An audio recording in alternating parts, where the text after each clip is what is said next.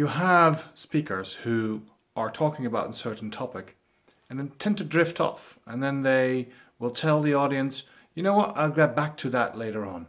This is a point, but I'll get back to it. There's actually a good way and a bad way of handling that. The good way is very interesting because it can help you keep the attention of the audience. The bad way is it's going to make them very, very, very anxious. The good way is when you're using the I'll get back to you on that in a way that builds tension. You're not actually saying I'll get back to you, but you're building up, kind of like with the commercial or with a talk show. Later on, I'll be talking about, but first. When you do that, you're building up tension. You're building up the expectation that you're building towards something. And that will keep people's attention because they want to hear what you're going to be talking about in the end.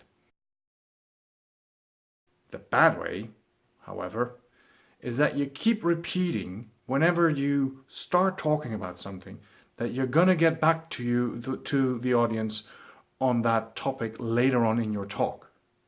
But then the audience sees the time passing and sees that you are getting to the end of your presentations, and they might still not have heard anything about what you are going to get back to.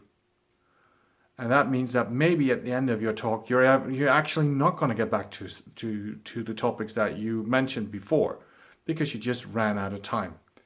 In that case, you're holding the audience hostage and they're kind of waiting for it, but you're not giving it to them. So that's when it's bad. So there's a good way and a bad way to work with talking about stuff later on in your presentation.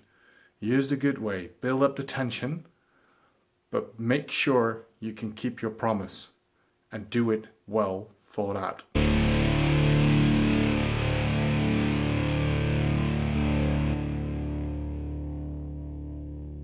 Hey, thank you for watching this video. Please subscribe to the videos on YouTube to get updated on all the videos that we send out, and do not forget to subscribe to our newsletter tips on the website.